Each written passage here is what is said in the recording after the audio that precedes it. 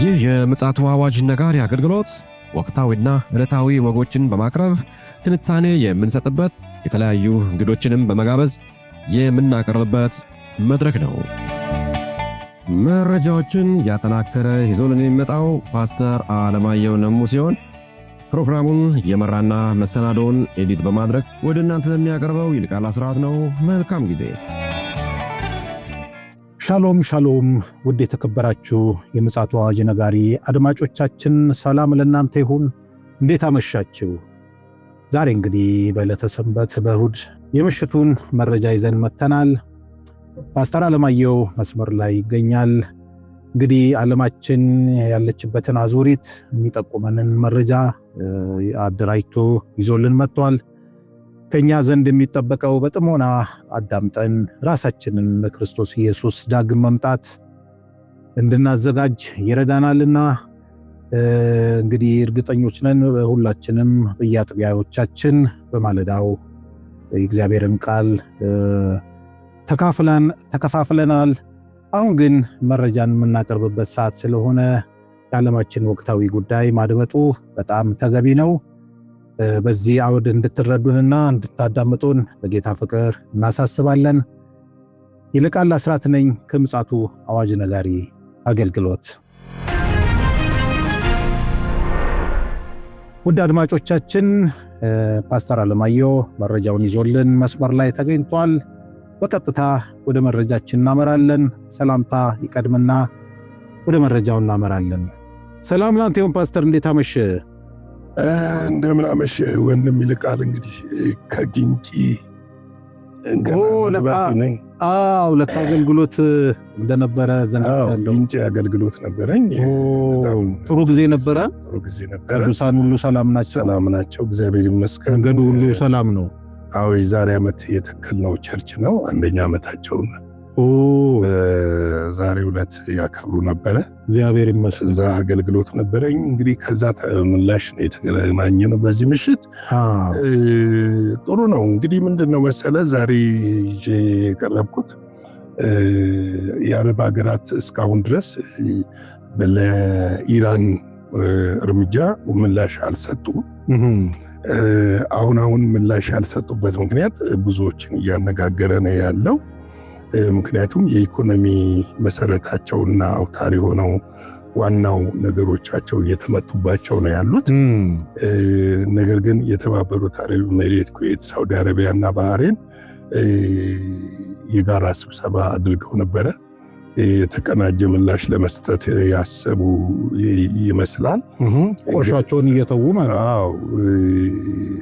በመካከላቸው ያለው ልዩነት እንደተጠበቀው ሆኖ ነገር ግን አሁን ለመጣባቸው ችግር ምላሽ ለመስጠት እየተዘጋጁ ይመስላል። እንግዲህ ባለፈው ጥቂት ሰዓታት ውስጥ እንኳን ተከታታይ የሚሳኤል እና የሰው አልባ አውሮፕላን ድሮን ጥቃቶች እንደተሰነዝሩባቸው አስታውቀዋል። ይህ ክስተት እንግዲህ በእስራኤል እና በኢራን መካከል የተጀመረው ጦርነት አድማሱን በማስፋት መላውን የባህረ ሰላጤ ቀጠና ወደ ለየለት ቀውስ እያስገባው መሆኑን የሚያሳይ አደገኛ ጦርነት ምዕራፍ ሆኗል። እኔ ግን አንድ ነገር አሰብኩ። ምናልባት ይህን ነገር ገምተህ እንደሆነ አላቅም። ዓለም በክፋት የተሞላች ነች። ክፋት ደግሞ ዘመድ የለውም፣ ወዳጅም የለውም። ይህንን በደንብ ታውቃለህ። ምንም ጥያቄ የለውም። እኔ በተዘዋዋሪ የእነዚህ አረብ ሀገሮች የኢኮኖሚ እድገትና በተለይ ዘመናዊ የጦር መሳሪያዎችን እየታጠቁ መምጣትና በቀጠናው ላይ እየጎሉ መምጣታቸው ከዚህ በፊትም እንደዘገብነው ለምሳሌ ኤፍ-15 የተባለውን ጀት እና ኤፍ-35 ሳውዲ ለመታጠቅ ከአሜሪካ ገንዘብ ከፍላ እንደነበረ ታውቃለህ። በቁጥርም እንደውም እስራኤል ካላት የሁለት እና የሶስት ብልጫ እንዳለው ታውቃለህ። ምናልባትም እኔ የማስበው እነዚህ ሀገሮች ምናልባትም በዚህ ጦርነት ምክንያት ኢኮኖሚያቸው እንዲመታ ተፈልጎስ ሊሆን ይችላል። ምንም ለምን መሰለህ ያልኩት እነዚህ ሀገሮች የእስራኤል ወዳጆች አይደሉም። የአሜሪካ ወዳጆች ናቸው። በእርግጥ እሱም ቢሆን ከልብ አይመስለኝም። የሩሲያም የቻይናም ወዳጆች ናቸው። ስለዚህ እነዚህ ሀገሮች ሌላ ስውር እጅ አለ እያልከኝ ነው? እያለ ነው። ለምን መሰለህ? ትናንት አንድ መረጃ አየው፣ ማረጋገጥ እፈልጋለሁ። እሱም መረጃ ሳውዲ የአሜሪካንን የአየር ኃይል ቤዙን ለማስወጣት እየወሰነች ነው ያለችው። ከዚህ አንጻር ጥርጣሬ ውስጥ ገባሁ።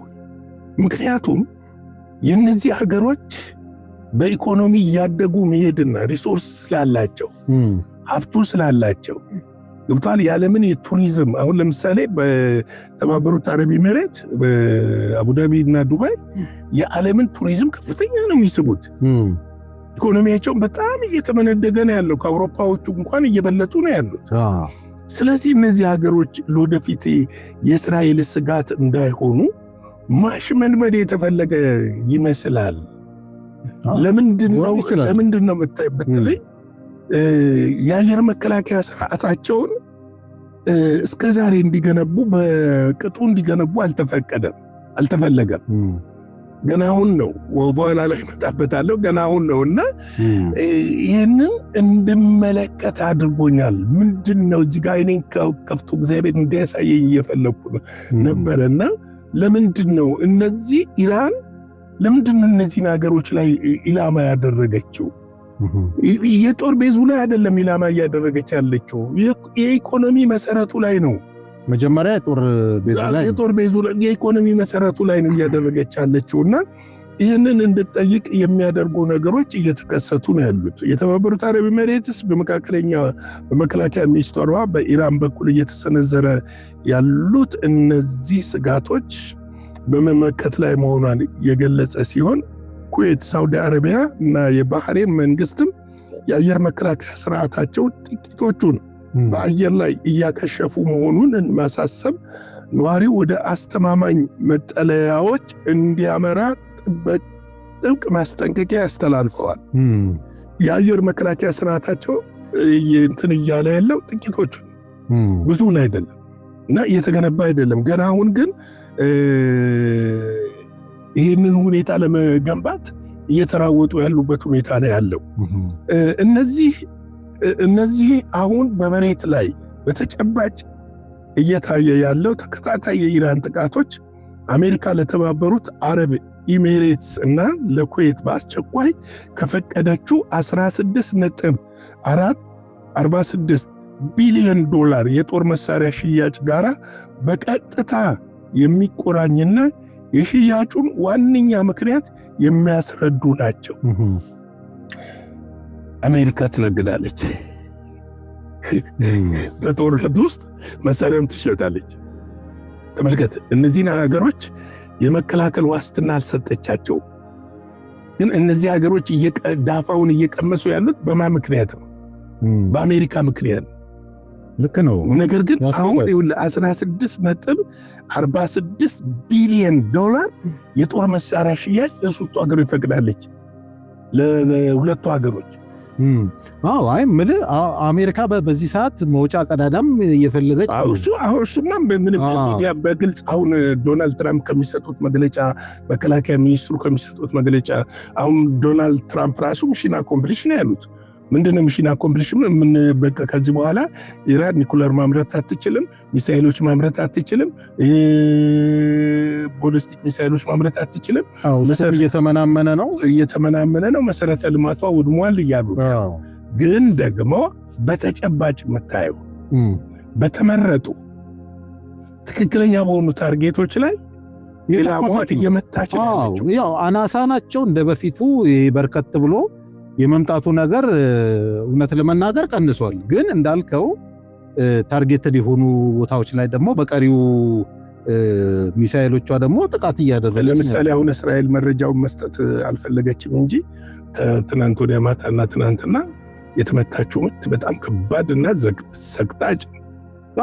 ያው እንትኑ አንሷል። ይሄ የሚሳኤሉ ብዛት እነሱ የሚገምቱት እኮ አለ እኮ ፕሬዲክት ያደረጉት። የቢቢሲ ጋዜጠኛ ከሆነ እንትን ላይ ቆማ የቀረጸችው ሲያሳይ በዛፎች የተከለለ ነው። ጉዳትማ ሊያደርስ ይችላል። አሁን እኮ ቁም ነገሩን መሰለ። አሁን ኢራን እንግዲህ እስራኤልም ማነው ሞሳድም ሲአይኤም ባወጡት መረጃ መሰረት ከ3000 በላይ ያላት አይመስለኝም የሚሳኤል የቦለስቲክ ሚሳኤል ብዛት እና አሁን ተተኮሰቻቸው አንጻር ከከሸፉትም ተዳምሮ ያላት የሚሳኤል የቦለስቲክ ሚሳኤል ብዛት እዚህ በኋላ ማለትም አላቸው። እሱ በሂደት የምናየው ነው። ምክንያቱም እኔ ኢራኖችን አንተ ታምናለህ ወይ? በዚህ ሁሉ ተራራ ዋሻ ውስጥ ነው ያለ። ተራራው ሰፋ አለው፣ ብዛት አለው እና አሁን ላይ እንዲህ ነው ብሎ ፕሬዲክት ለማድረግ አይቻልም። ለምሳሌ ለመሸነፍ ለእንትን ላይሉ ይችላል፣ ግን ምን ነው መሰለ እንትኑ ሊገደብ ይችላል ብዬ ነው ማለት። ኢራናውያኖች ዋይዞች ናቸው። እኛ እንዳሰብናቸው አይደለም። እኔም አምናለሁ የጥበብ ሰዎች ናቸው። ስለዚህ የጦርነቱን አካሄድ የመቀያየር ችሎታ አላቸው። አሁን ግን እኮ ፓስተር የጀርባ አጥንታቸው እኮ ኦልሞስት እኮ እየተመታ ነው ያለው። ይኸውልህ ትናንትና ኢኮኖሚ እንትናቸው የአንድ ቢቢሲ ጋዜጠኛ መግለጫ ሲሰጥ አሜሪካና እስራኤል አለ ኢራንን አያሸንፏትም፣ ሊያዳክሟት ግን ይችላሉ አለ። እኔም እንደዛ ካለው አንጻር ደግሞ ምንድነው እንደውም ጋዜጠኛው አንድ የጠየቀው ጥያቄ መሪዎቹ ተገለዋል።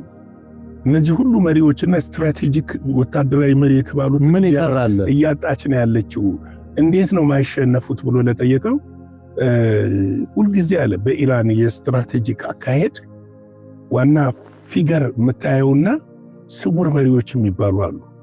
ይህን 20 ዓመት የተዘጋጁበት ነው። ባካፕ ወይ ደግሞ የማይታወቁ ስማቸውንም የማታውቅ ኃላፊነታቸውን የማታውቅ መልካቸውን የማታውቅ ነገር ግን በዋናነት አሁን ላይ ጦርነቱን እየመሩ ያሉት እነዛ ሰዎች ናቸው አሉ። ለምንድን ነው? ፊገሮቹ እንደሚገደሉ ያውቃሉ፣ እንደሚሞቱ ያውቃሉ። ስለዚህ አንድ መሪ ከስሩ 4 አለ 4 ተተኪ አለ። ልክ ነው። ስትራክቸር ሊኖር ይችላል። 4 ተተኪ አለ፣ ልክ በሱ ሌብል ሊመራ የሚችል። ስለዚህ ነው ኢራናውያኖች እንደሌላው ሀገር ቢሆን ለምሳሌ እንደሌላው ሀገር ቢሆን አለ 2-3 መሪ ከተመታ በኋላ ሀገር እጅ ይሰጥ ነበር። ኢራናውያኖች እጅ እንዳይሰጡ የከለከላቸው ነገር ምንድነው ብለህ ስትመለከት ተከታታይ ቦታውን መሸፈን የሚችሉ መሪዎች በብቃት አላቸው ብሎ የተናገረው ነገር ትዝ ይለኛል። ስለዚህ ምንድነው የባህራዊ ሰላጤው ሀገራት በኢራን ሚሳኤሎችና ድሮኖች ከፍተኛ ስጋት ውስጥ መውደቃቸውን ተከትሎ የአሜሪካ የውጭ ጉዳይ ሚኒስትር ማርኮ ሩቢዮ አስገዳጅ አደጋ ጊዜ ሁኔታ መፈጠሩን መግለጽና የኮንግረሱ የሆኑት ሕግ ወደ ጎን በመተው ይህን ግዙፍ ሽያጭ በቅርብ ማጽደቃቸው ይታወሳል ይላል። እንግዲህ ይሄ በእንዲህ እንዳለ ደግሞ የእስራኤል ጠቅላይ ሚኒስትር ብቅ ብለው መግለጫ ሰጥተዋል። የእስራኤሉ ጠቅላይ ሚኒስትር ቤንጃሚን ኔታንያሁ ትናንትና ምሽት በሰጡት አዲስ ጋዜጣዊ መግለጫ ሀገራቸው በኢራን ላይ ያካሄደች ባለው ጦርነት ትልቅ ወታደራዊ ስኬት ማስመዝገቧን አስታውቀዋል። ጠቅላይ ሚኒስትሩ በዕብራይስጥ ቋንቋ ባደረጉት የመክፈቻ ንግግር አሁን ባለው ነባራዊ ሁኔታ ኢራን ዩራኒየም የማበልጸግም ሆነ አዳዲስ ቦለስቲክ ሚሳኤል ማምረት እንደማትችል አጽንኦት ሰጥተው ተናግረዋል። በዚህም ምክንያት ኢራን ከምን ጊዜውም በላይ የደከመች መሆኑን እየገለጹ ኔታንያሁ እስራኤል ግን የቀጠናውን ቁልፍ የዓለም አየር ኃይል ሀገር ወደ መሆን ደረጃ መሻገሯን አውጀዋል። ከዚህ በተጨማሪም በኢራን ላይ የተከፈተው ይህ ሰፊ ወታደራዊ ዘመቻ አስፈላጊ ሆኖ እስከተገኘ ጊዜ ድረስ ያለምንም ማቋረጥ ተጠናክሮ እንደሚቀጥል ቆርጠው ተናግረዋል። ይሁን እንጂ ኔታንያሁ የኢራን የቦለስቲክ ሚሳኤል የማምረት አቅም ማዳከማቸውን ቢገልጹም በዚህ ዕለት የእስራኤል መሬት ላይ ያለውን እውነታ ግን የተለየና እጅግ ውጥረት የበዛበት ነበር ብለው ተናግረዋል። እንግዲህ ቴህራን ምንድነው ዜጎቿ ወደ ውጭ እንዳይወጡ ከልክላለች። በጣም የሚገርም ነገር በጥቃቱ በጣም ቴልአቪቭንና ኢየሩሳሌምን አይፋን በጣም እየጎዳ ነው ያለው። ከዚህ ባሻገር ደግሞ ሰሜን እስራኤል በሂዝቦላ ጥቃት ማለትም ሮኬቶች አነስተኛ የሆኑ ሮኬቶች በነዛ በጣም እየተጎዱ ነው ያሉት እና አሁን ላይ ብዙዎች የሚሉት ህዝቡን ለማረጋጋት ነው ብለው ነው የተናገሩት የሚሉ ነገሮች አሉ። ምክንያቱም የአይረን ዶም የሚሉትና አንድ ዘመናዊ ደግሞ አዘጋጅተነዋል ያሉትም እንትን መቋቋም አልቻለም እነዚህም ቦሊስቲክ ሚሳይሎች። እንግዲህ አንድ እንግሊዝ የፖለቲካ ተንታኝ ያሉት ምንድነው እነዚህ እርምጃዎች በሙሉ በኢራን ብቻዋን እየወሰደች አይደለም፣ በትክክለኛ በሳተላይት ጋይድ እየተመራችና ጽድት ያለ መረጃ እያገኘች እርምጃ እየወሰደች ነው ያለችው። ይሄ እርምጃ በእንደዚህ አይነት ሁኔታ የሚቀጥል ከሆነ ምናልባትም እስራኤል ከአቅሟ በላይ ከሆነባት ኒኩለር ልትጠቀም ትችላለች የሚል ስጋት አለ። ይሄ ለዶናልድ ትራምፕም ጥያቄ ቀርቦላቸዋል። እስራኤል ከአቅሟ በላይ ከሆነ ኒኩለር ትጠቀማለች ወይ ሲሏቸው አይመስለኝም፣ ግን ይሄንን ቤንጃሚን ኔታንያሁን ጠይቁት ነው ያሉት እሳቸው። ምክንያቱም ከዚህ በፊት ትዝ ይልሃል ሩሲያም ይህንን ነገር አንስታለች። በዩክሬን ጦርነት ወቅት የኔቶ ህብረት የአውሮፓ ሀገሮች እየገፉ ከመጡ ዩክሬን እያሸነፈች ከመጣች ያለ ጥርጥር ታክቲካል ኒኩሌር እንጠቀማለን ብለው ከመዛት ድረስ ደርሰዋል።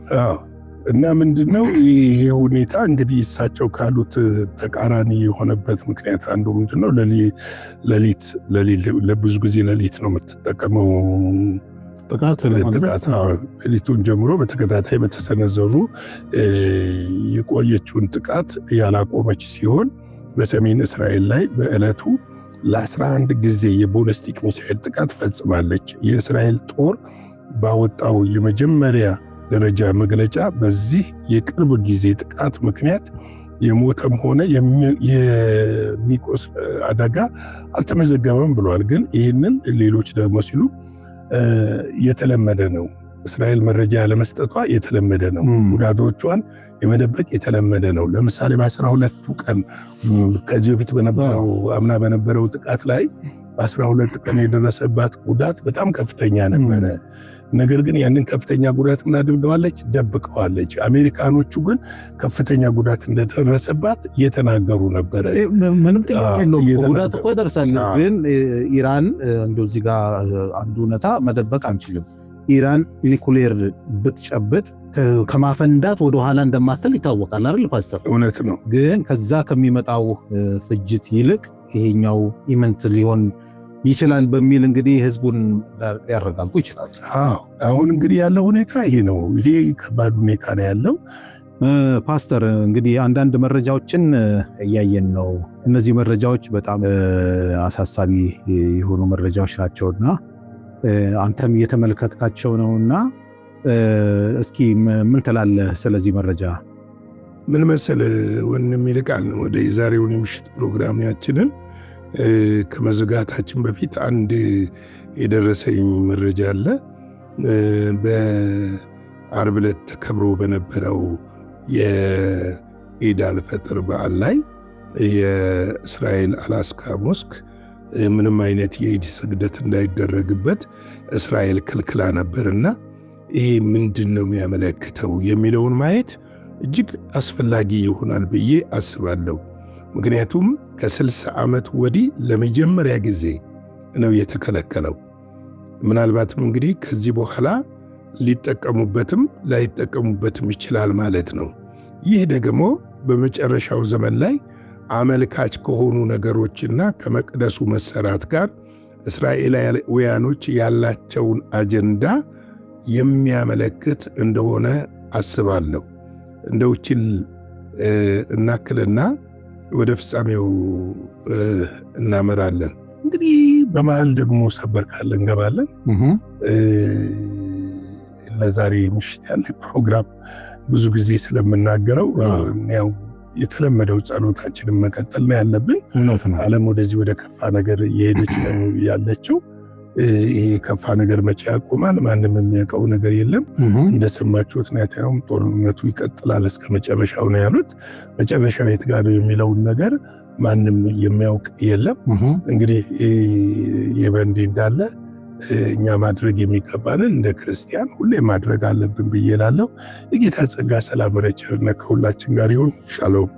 ጌታ ኢየሱስ አብዝቶ ይባርክ። ፓስተር እንግዲህ ከአገልግሎት መልስ ነው መግቢያ ላይ ምንም ተዘናግቼ ነበር። ከዛ መልስ መጥተህ መረጃ ደግሞ ለአድማጮች አደራጅተህ ስላጋራህን ጌታ ኢየሱስ አብዝቶ ይባርክ።